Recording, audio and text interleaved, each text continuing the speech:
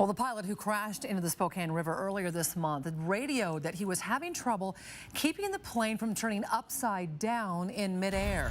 KXLY4's Jeff Humphrey broke the story about the problems that plane was having on his Twitter account today. He joins us live from Phelps Field. And Jeff, that pilot had already avoided one crash landing, only to lose control of the plane about 10 minutes later.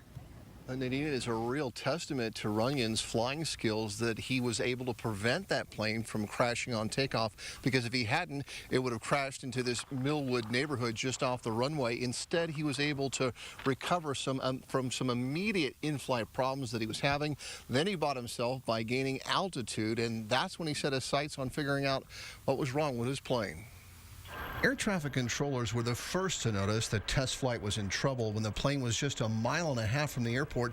The tower radioed Runyon asking if everything was okay. Runyon replied, "That's negative." Radar showed the plane was banking so hard to the right, people in the tower thought it was about to crash. But Runyon leveled off, headed east, and radioed, "We are trying to get under control here. Be back with you." If you have any kind of emergency situation, the first thing that you want to do is to continue to fly the airplane. Runyon realized the plane's right aileron wasn't responding and pulling the aircraft to the right. 11 miles from the airport, the veteran test pilot radioed, "We're going to stay out here for a while and play with things a little bit and see if we can't get it back." Runyon then requested a runway to land on and was on his way back to Phelps Field when he made his final transmission, declaring, "We have a control emergency there, a hard right aileron."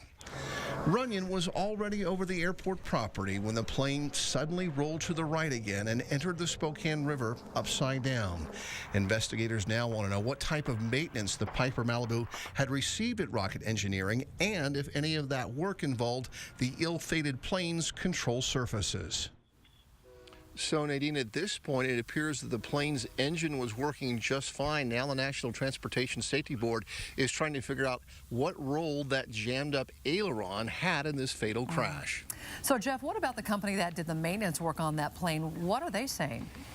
Well, we called the owner of Rocket Engineering today. He did not return our phone call, but we can tell you, coincidentally, just 4 days after this particular crash, the National Transportation Safety Board put out a safety alert to pilots, urging them to be extremely careful when taking up their planes right after they had been serviced or maintenance. Apparently, there's been a rash of planes that were not properly repaired.